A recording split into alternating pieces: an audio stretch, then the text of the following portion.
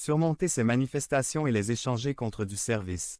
Parce qu'en tant que disciples du Christ, nous sommes appelés à servir. Dans l'Épître aux Galates, nous trouvons une perspective intéressante concernant le service qui nous fera comprendre plus clairement l'importance de le pratiquer en tant que disciples du Christ. Galates 5, 13 à 15. NIV. Je vous parle, frères, parce que vous avez été appelés à être libéra. Mais n'utilisez pas cette liberté pour laisser libre cours à vos passions. Servez-vous plutôt les uns les autres avec amour. En fait, toute la loi est résumée en un seul commandement. Aime ton prochain comme tu t'aimes toi-même. Mais s'il continue à se mordre et à se dévorer, faites attention, de peur de finir par vous détruire. Pour comprendre un peu le contexte de ces paroles, il faut dire que dans l'Église de Galatie il y avait des problèmes importants. Des enseignements contraires à l'Évangile ont été divulgués, que l'apôtre corrige avec force. Quels étaient ces enseignements que plusieurs Galates avaient adoptés et qui les éloignaient du véritable Évangile? Certains enseignants étaient arrivés et avaient enseigné que, même si Christ était venu et accompli son œuvre de salut, il devait néanmoins obéir aux commandements de la loi de Moïse afin de gagner le droit d'être accepté par Dieu comme fils. Ils pensèrent, il faut ajouter quelque chose de plus à ce que Christ a fait, à savoir nos bonnes œuvres d'obéissance à la loi de Moïse. Si nous n'obéissons pas à la loi de Moïse, Dieu ne nous acceptera pas. Les Galates abandonnaient le pur évangile qu'on leur avait enseigné, celui qui disait que la personne et l'œuvre de Jésus-Christ sont la seule provision d'un Dieu miséricordieux.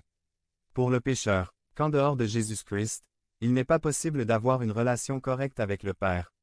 Que ce n'est que par la grâce de Dieu qui se manifeste dans sa provision en Christ qu'il est possible de recevoir le pardon des péchés, que ce n'est que par la foi que ce don éternel n'est pas reçu par mérite ni par nos propres œuvres, car si ce n'est pas par Jésus-Christ, nous sommes éternellement condamnés. Les Galates abandonnaient cette vérité pour un autre message imposteur de l'Évangile qui disait que Jésus-Christ n'était fondamentalement pas suffisant, qu'il fallait ajouter quelque chose d'autre à Jésus-Christ pour être complet. C'était abandonner l'Évangile. Les Galates abandonnaient l'Évangile de Jésus-Christ et Paul insiste sur ce point avec insistance. C'était donc l'enseignement erroné par lequel certains membres de l'Église avaient été séduits. Ceux-ci étaient très fixés sur les lois et leur respect.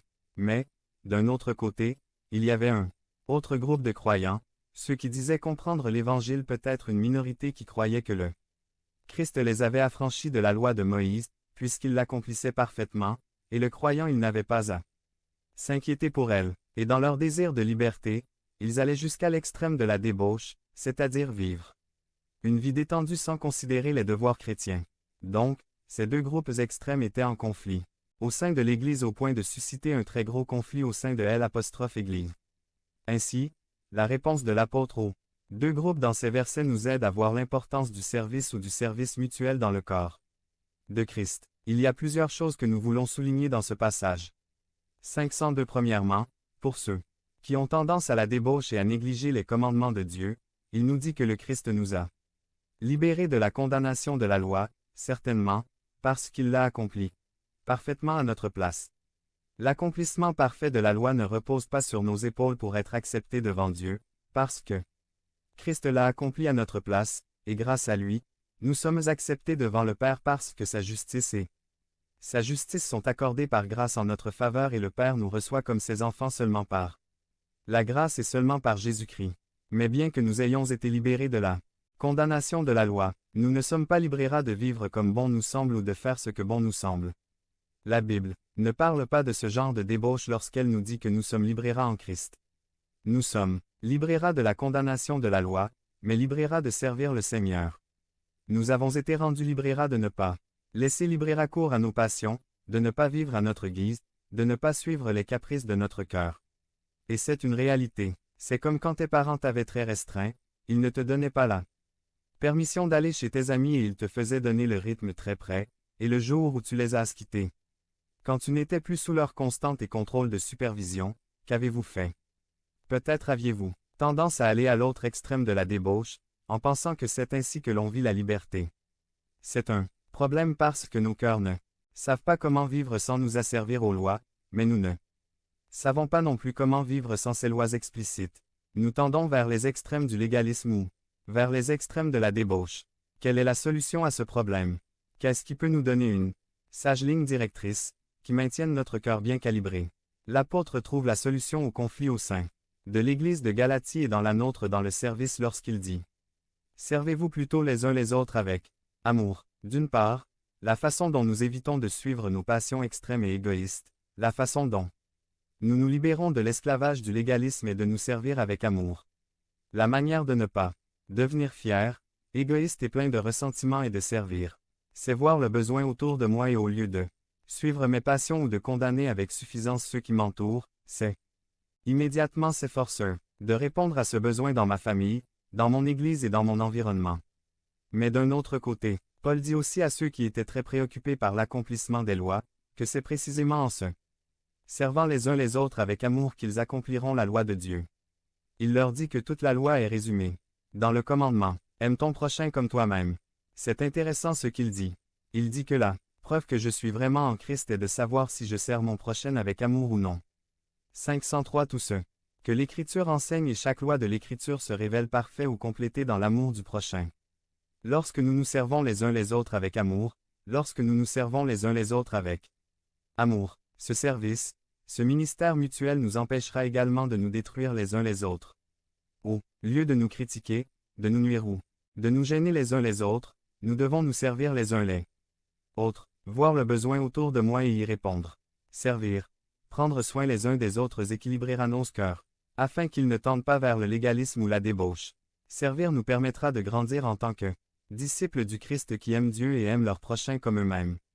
Par conséquent, en tant que disciples du Christ, nous sommes appelés à servir ministrer. Par conséquent, 1. Servez votre conjoint, 2. Servez vos enfants, 3. Servez vos frères et sœurs, 4. Servez vos parents, 5. Servez vos collègues, 6. Servez vos voisins, 7. Servez vos concitoyens. Si vous voyez un besoin, comblez-le. Vous voyez quelque chose qui doit être fait, faites-le. Non seulement parce que c'est nécessaire, mais parce que c'est ce qui caractérise quelqu'un qui est dans une relation croissante avec le Christ. Mais si vous êtes comme moi, quand vous entendez cela sur le service, eh bien, vous commencez à vous demander, eh bien, c'est bien de servir, mais dans quelle mesure, et ma dignité, tu ne penses pas que je suis faible. Je sais que, peut-être votre cas est difficile, compliqué. Mais je vous montre quelque chose de formidable que Jésus a fait. Au chapitre 13 de l'Évangile de Saint Jean. C'était la dernière fois avec ses disciples avant d'affronter le crucifixion. C'était le dernier souper. Il y avait Judas, le traître.